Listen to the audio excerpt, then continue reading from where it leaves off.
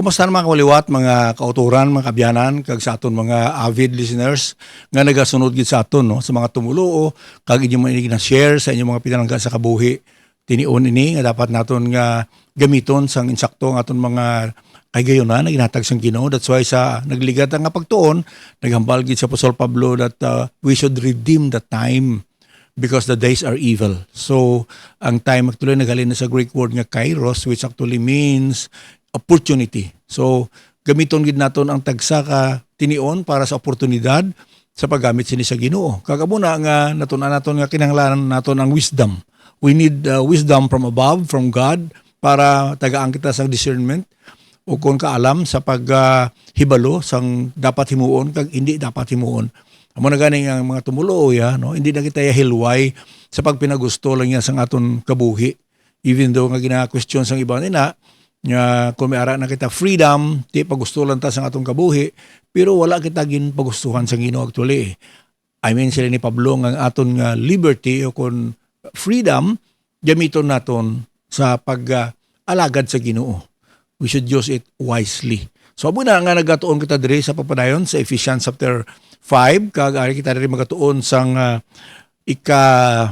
believe ka 5 kung ika-6 no kay nahauna naton ang unagid nga walk amo ang walk not as Gentiles naton na sa Ephesians 4:17 to 19, then walk in the truth Ephesians 4:20 and 32, and then walk in love Ephesians 5:1 to 2, and then walk in the light Ephesians chapter 5 verse 3 to 14. Ay kalima is to walk in wisdom. Ang dason niya ika-6 ang walk in harmony. Kag ina maton anta sa Ephesians chapter 5 verse 21, kakumalambot sa chapter 6 verse 9. And then may isa na lang kita ka topic nga pagadiskasan no, ang last nga Christian walk. So anyway, aton basahon diri ana ang aton text sa Ephesians chapter 5 verse 21 to 25. Kag kun imo talupang don nga inibahin sa relasyon sang mag-asawa kag sang mga kabataan kag bisan pa sang mga servants. Kaya during the time sang ginasulat ni Pablo ini, naga-exist pa dito ang natawag naton nga slavery kag ang ownership sang mga masters sa ila slaves no nagakatabo pa. However sa atong karon nga time wala naman niya gauso ang mga slaves sa bagay ang mga timbang ta karon hindi mo man sila makabigyan nga slaves. Yes, servants o kung nag-aalagad pero may sweldo na yan no kay sa bagay grabe pagani ang demand sa mga helper nga kapangayo sila sang mga break time o kung mga sila mga off no nablang wala sila obra mo ni adlaw kag hasta mga sweldo kung demand sa ilistaran no hindi man tanan pero I mean like during those times wala inayag katabo but ang gina-emphasize ni Pablo diri that there must be harmony no in the home and even to those people who are involved in the local home. Amo na talopang donta. Okay, so basahon ta atong text sa diri sa verse 21, submitting yourselves one to another in the fear of God. Wives, submit yourselves into your own husbands as in the Lord. For the husband is the head of the wife, even as Christ is the head of the church, and he is the Savior of the body. Therefore, as the church is subject unto Christ, so let the wives be to their own husband in everything. Husband, love your wives, even as Christ also loved the church and gave himself for it. So actually, ini nga ang seksyon sa ning pagkatun-an naton sa Ephesians chapter 5 verse 21 to chapter 6 verse 9 naga-deal silindri sang harmony between husbands and wives, parents and children, and workers and masters. So amo gid ang ina-emphasize ni Pablo diri sa pagsulat niya kagin talakay niya ang parte sa panimalay kag mga tao nga involved dira. That's why involved ang mga workers and masters o kung bisan pa sa aton trabaho no kag ang mga nagatrabaho sa aton gindala dira for the sake of harmony. So nang keyword ko lang tawon ta nga makita naton sila mga passages ari diri no ang submission sa bagay ang una dira nga verse 21 that we should submit one to another. Ang reality sang papangabuhi actually sa mag-asawa hasta even now no alin sa pag-uso sang women's liberation no women's leave. So may ara nga mga kababayanan nga hindi mag-submit sa ilang mga bana kay hindi sila gusto yung andiron no kung hindi man gusto ang bana nga mga under desaya Maybe that is a misunderstanding sa mga worldly principle. But if we go back to the Bible, may ginatawag kita nga klaro nga guidelines sang panimalay in order to have harmony in the home. Kasi siyempre kung wala harmony sa panimalay, kabudlay no sa mag-asawa bisan pa sa mga kabataan. So this is it no, amo ning ginhambal ni Pablo kung ano ang mga obligasyon sang tagsa ka membro sang panimalay. Pero una sa tanan ginhambal gid ni Paul sa verse 21 nga we should submit one to another. So hindi lang actually ang asawa ang masubmit sa bana in general, kundi amo man ang bana mag-submit sa asawa. So kahit di submit one to another mo, but ang balon ang pagpaubos importante gid na ya. Pero may ara nga natawag bala nga role no, ang tagsa-tagsa nga gin-create sang Ginoo so that ang submission kag ang love no importante na kaayo. Kay even do ang love gin kaman sang Ginoo sa mga bana, doesn't mean ang wife hindi mag-love sa bana. Ang priority sinatawag naton nga obligation importante na. So in general, Christians should listen to one another, should submit to one another, and then not only that, should respect one another. Sabagay sa ginsulat ni Apostol Pablo sa Book of Romans, kadamo gid sa mga one another nga ginhambal niya, and it is actually the obligation of every believer, man or woman, children or adult, makabig naton nga servants or master, as a believer in Christ, may ara kita nga obligasyon no nga magpaubos, magrespetar kag magbuligay. So in general amo na. Pero when we look at the role of the husband and wife, ginhambal gid nga wife should submit to her own husband, pero may punta na as unto the Lord. Sa Ginoo kay amo nang gusto sang Ginoo ya ang submission sang mga asawa sa bana in the reason nga sa pagkrear no, pagtuga sang babae, ginhimo man siya nga help meet. So parang tumunta in the first place nga ang babae nga gin-create sang Ginoo para sa lalaki, si iba para kay Adan, hindi actually ginhimo iya ang babae nga gin-create niya in order to be a slave, hindi no, kundi a helpmeet. Ang word ng helpmeet hambal na sang kabulig, timbang sa panimalay. So amo nang role sang wife. Di ang reason dara nga may submission da kay ang leadership ginhatagin man sa Ginoo sa bana. Pero may command ang Ginoo sa husband to love their wives as Christ loved the church and gave himself for it. So kung utdon mo lang na iya ang natawag naton nga hambal isang pulong sa Ginoo mas lingkabi nga wives, you should submit to your husband. Tiway na iya sang sugpon unto the Lord. It means to say ang pulong dira nga as unto the Lord because that is his plan. May purpose ang Ginoo. And of course, ang bana should love their wives kasubong man sang gugma ni Kristo sa iya simbahan kag ang reason niya kay nga ginhatag niya ang iya nga kaugalingon para sa iya simbahan. Now kung maintindihan ta na kag matuman ta na, there will be harmony in the family. Kay hindi bala masiling ibang masiling ma-submit na kuya sa akon bana kung ginaplangga ako kay mo nang hambal sa Bible mo. Kay mas lima ng bana nga ti higugmaon ko lang akong nasawa kung magsumiter sa akon. Actually, ina siya nga mga rasones why niya ginhatag sang Ginoo nga authority sa mga husband nga gamiton niya na nga taming no, sa pag-demand sa natawag naton submission and love. So it means to say nga kung kita maghangop nga ina iya nga mandate ginhambal sa aton nga plano sang Dios sa aton Jesucristo as unto the Lord and even as Christ loved the church. So ina nga commandment, iyan ay isang Ginoo kaman sa wife kag sa husband. Sa akong paintindi siya ni, nga bisan ang husband hindi mahigugma si asawa, masubmit ka mangyapon. Kaya hindi ang husband nagsugo sa imo nga you submit to me mo. Parang tumunta, di ba? Wala yung nasiling diri nga this is the law of the husband that the wife should submit. No, this is the law of God. Kasi Ginoo niya galin niya. Kaya mo man nga ang paghigugma sa asawa, hindi man na iya ginademand sang asawa gani, kundi iyan iya sugo ni Kristo.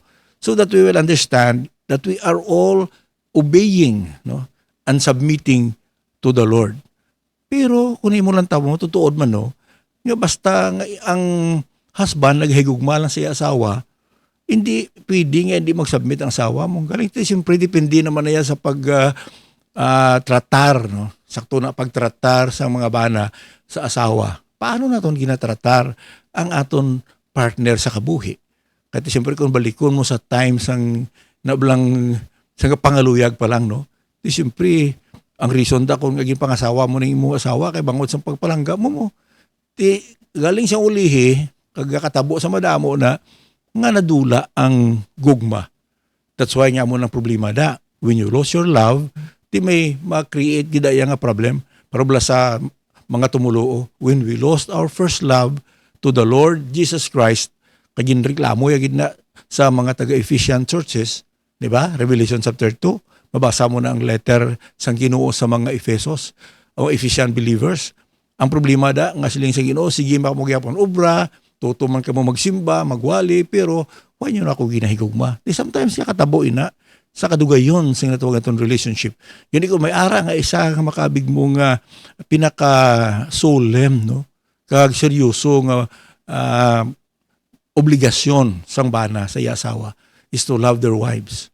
Di sa aton mga bana, si Kiaron tanay kung ginapalangga pa na itong gyapon ang aton mga asawa, no? O kung why na, kay once si madula ina, kasubong sa nadula nga paghigugma sa tumulo sa atong Ginoong Kristo, magadiferensya gid ang lakat sang aton pagpangalagad. So ina yang mga demand sang Ginoo o kung iyang commandment o kung instruction dapat panumdumon tagid na, no? The women were made to help the man, to be a helpmate, not to be a slave. That's why ang mga bana hindi pagtrataro ng asawa yang timbang o kung manuglaba, so manugluto o kung ano lang datanan kay may haragani pero may mabasa sa Facebook nga pamangkot ang bana, ano obra sang asawa mo? Why na siya obra? Namin niya guro, wala ga obra sa establishmento, no? Nga wala ginasweldohan, wala nagabaton sweldo. Nga ti ano obra sa asawa mo niya? Ti mo na sa balay, siya nagaluto, panglaba, dulong sa kabataan sa eskwelahan. Wala siya obra ya, ti ako ya, hindi ko ya ka panglaba, hindi ko ya ka panghimo sa balay, hindi ko ka bantay sa kabataan. Kay may obra ko ya. So, amo na ang mga sami, ang mga halambalanon sa mga husband. Pero kay taginarlantaw ko na ng obra sang asawa ta. Actually, kung natawon mo gid, ang obra sang asawa ta, sobra pa sa obra ta, kay tayo makatut sa opisina, aircon, tapos mapungko na sa aton nga lamisa, inaya kon medyo daw manager ka dai, no? Sa puli ka, may utod nga kapalibog lang imo utok na sa pag-obra ka pag-manage ang imo nga establishmento, no? Pero kung natawon mo mas mamag-anang obra sang mga bana sa asawa. O sabagay depende mo na kung anong obra kung kargador ka budlay man na, no? Pero hindi ka kasiling. I think it's not right. No nga balon nimo nga ang asawa mo way obra. Kay ang tanan nga obra halin sa aga pa sa mabugtaw, magprepara sa imo pamahaw sa kabataan, kag manghimo sa balay, manglaba, kag ano lang nada. Sabagay ti laban pa ganing oras nga obra sang asawa sa sabana. So I hope ma-realize na, no? Kay agod nga ang gugma sa mga bana sa asawa, magpadayon ang respect. Kag of course, I believe nga ang wife ma-respond man lang na iya how she is being treated by the husband. So, kung kung imong himuon nga slave ang imong asawa, you know, God did not plan that to happen. Hindi mo nang plano sang Ginoo ng asawa mo imo himuon nga timbang, hindi na ya bulig, no? Butang balon nga of course the word timbang nakatimbang pero hindi sila nga gina-treat mo sa like a slave, no? So ang mga children naman niya hambalan naman diri sa pulong sa Ginoo in order to have harmony in the home, to walk in harmony and pleasing to God. The children should be obedient, no, to their parents in the Lord. Kita mo every time yung maghambal ang Ginoo sinang mga commandment niya o kung mga law yung ginhatag sa members of the family, may sugpong ginapermi niya, as unto the Lord, as Christ loved the church, obey your parents in the Lord. It means ang Ginoo kaupod tagid sa panimalay. Amo na nga importante nga ang panimalay should be a Christian home. Kaya kung ang isa ka panimalay hindi nagapati sa Dios, kinaburigal ginangwa da, no? If we want our home to be blessed and if we want our home to be a good family, no? Why ko siling wala man sang kasaypanan ang husband and wife and children. Pero kung ara tatanan sa Ginoo, kag nagatuon kita sa iya pulong, maintindihan ta ang aton responsibility as husband, as wife, as children. So kung nataw mo sa aton ring outline, all of this, no, 2, 3, and 4, ang number one, importante na because Paul said that we should submit one to another. It means, bisan ang amay, kung may diretso ang bata, masubmit kira sa iya man nga request, no? Umumo man ang asawa, ang bana sa asawa, asawa sa bana. So, manalyabi dira sa tawag natin in order to walk in harmony. And then, relationship is hard to maintain if we do not understand the principle that lies in the relationship of our Lord Jesus Christ and His church. Di sa bagay, ang ginatag diri ni Paul nga analogy, no? Sang relationship, sang husband and wife, amo ang relationship ni Jesus Christ ang atong Ginoo sa iya church. Kay kung taon nimo that the Lord Jesus Christ ano siya ang iya gid nga ginalantaw diri, no, nga ang simbahan iya nga lawas, and it should always be submitting to the head. That's why siling dira sa dason nga linya, the wife should submit to her husband as the church submits to Christ. So, ang asawa magasubmiter sa iyang bana, kasubong nga ang church nagasubmit kay Christ. So, kung may mga time yun kabudlay isang wife mag-submit sa iya bana, panumdumon ta ang submission sang church sa kay Christ. Kati sino nga simbahan ang wala binagasubmit sa leadership ni Lord Jesus Christ. Sa bagay may aram ang iguro, depende na sa leader kung sa iya ginapasubmit ang mga katawan sang Diyos o kung ginatudluan sila nga mangin submissive to Christ. Pero ang sakto gidya nga ang church as the body of Christ should always recognize the Lord Jesus Christ as the head. Siya ay ang ulo, no? Kasubong ang bana, amo man ang ulo sang panimalay, no? Gani siling ganin na sang ibanda nga ang bana amo na ang ulo, pero ang asawa amo ang liog. Ti ginaliso sang liog ang ulo, di ba? Kay kun way sang liog, hindi mo maliso.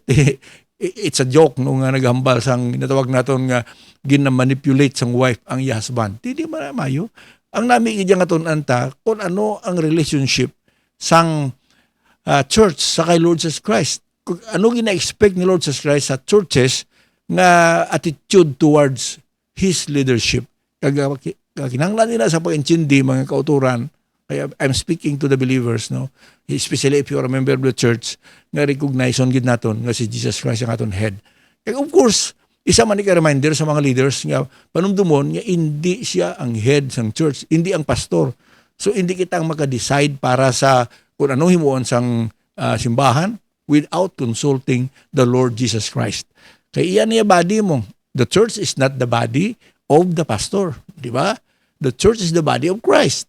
So that's why nga ang atong gidya nga paghatag sang submission naton should be to the Lord Jesus Christ. Kung ma-recognize na sa mga wife, hindi man sila magreklamo nga mag-submit sa husband, pero nagadepende man din na kung ang husband, ang attitude is Christ-like. Di ba? Kaya the husband should love his wife as Christ loved the church.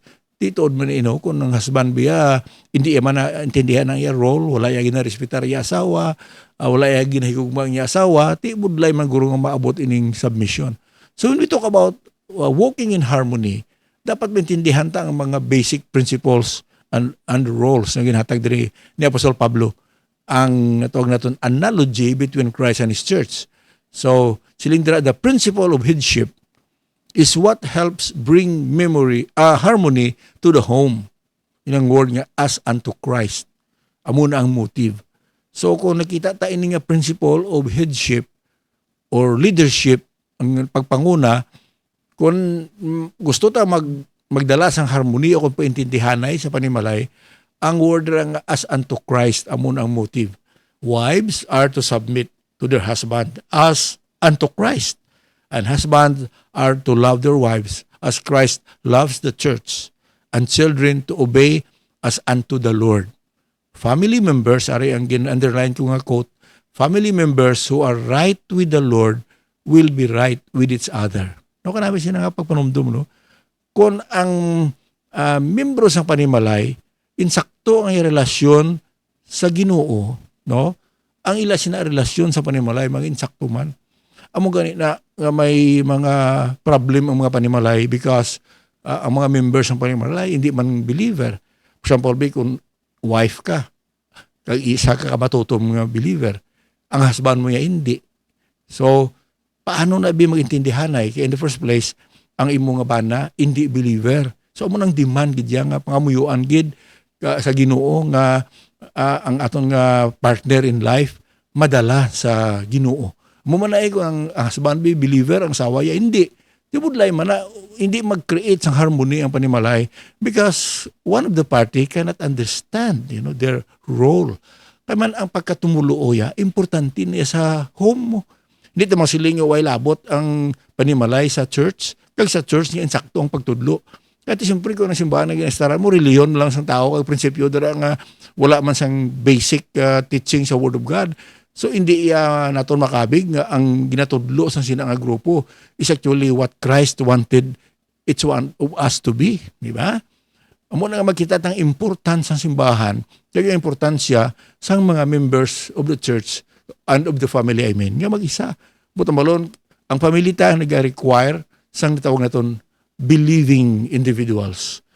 Amo na blang budlay sa kung labi na sa atong mga young people, nga intindihon lang ni, nga bisan ng Bible, naghambal gid nga we should not be unequally yoked.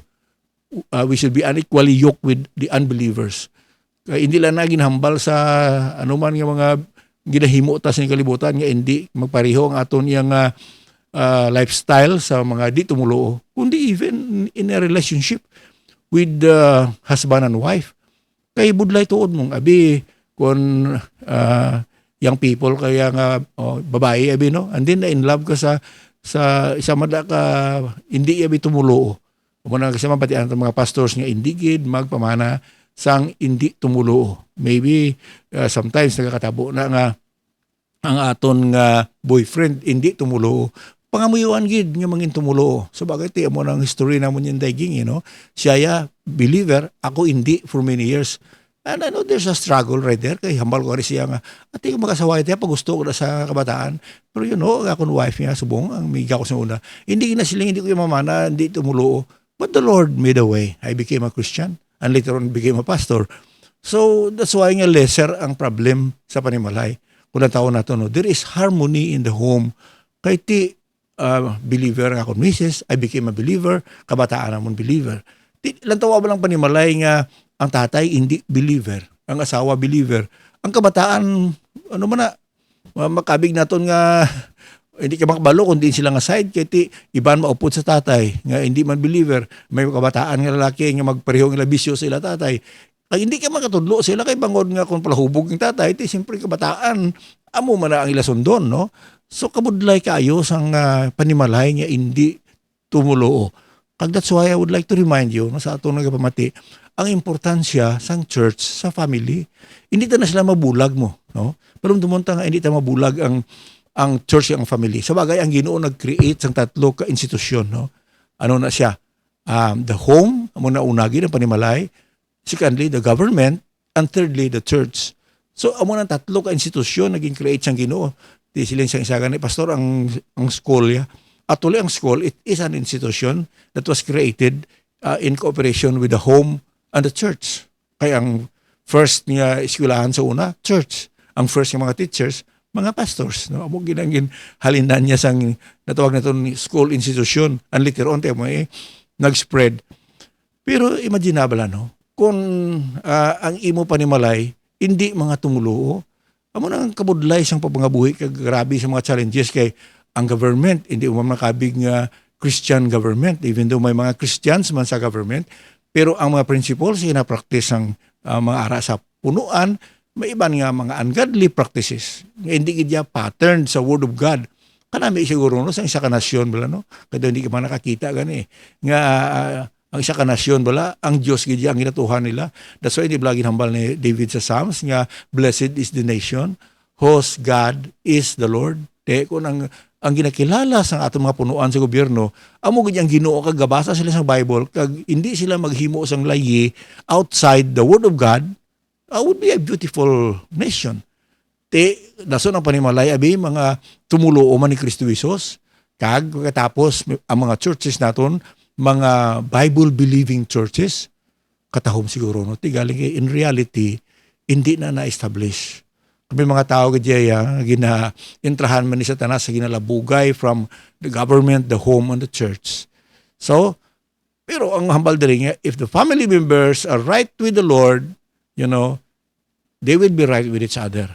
Hindi na kasi nga, hindi mo rin mabaliskan, mga maslang ka nga, when the members of the family are right with each other, then we will be right with the Lord. Yeah. Una gidya nga, it's one of the members of the church, from the father, the mother, the children, should be, in the Lord.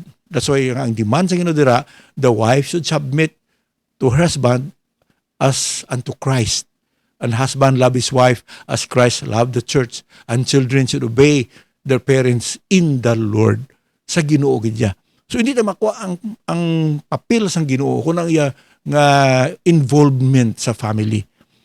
Pero siyempre someday we will experience that when we all be in heaven. We will be living in a perfect environment with the Lord Himself as our King of Kings and Lord of Lords. As long hindi na ma-establish dito sa earth, hindi kita ka-expect ng harmony. That's why, there is struggle. So the only possible way to be in harmony with one another is when we follow the example of Christ and His church. So dito makita mga kauturan ng church hindi niya paaman. Even though may nagasiling okay lang kuya, gatuo man ko sa Ginoo, pero hindi ko kinanglan ng church. Pagkakatabo na, anong rason kung nga mo na why are there many people who do not like the church anymore, especially in last days? Well, it's because of the leaders man nga, kung hindi magawi asubong kay Kristo, hindi mo mapilit ang mga tao to live like Christ. Even though nga maybe isa ka kamaalam nga pastor, may magwali, pero kung hindi natin pagsundo ng example ni Kristo Jesus, we will just remain as an institution, pero wala sang life, wala sang harmony. Amo na nga gaginamo mga churches kay isa nalipatan naton ang important role of the Lord Jesus Christ. And it is a challenge to us, to me. That's why nga, as long as the Lord is using me and to be a pastor of the church, amo ginang reminder sa akong permiya. In fact, I always believe that the role of the pastor is to bring people to the Lord Jesus Christ, not to himself. Naparamdam mo na sa mga pastors, maybe pamati sa akong subong, hindi tayo obra nga dalon ang tao sa aton kaugalingon. Kaya nakita ta sa madamo nga mga kulto, hindi ba mo na, nga mga tao yan naghahangad sa tao nga pastor, o kunya leader, o kun sa priest, o kun sa mga spiritual leaders. Ang mga tao palapit, ang loyalty nila ara sa sina nga tao, hindi sa kay Lord Jesus Christ. And of course, when we talk about following, siyempre, masunod yun ng mga tao sa mga leader man nga maayo eh.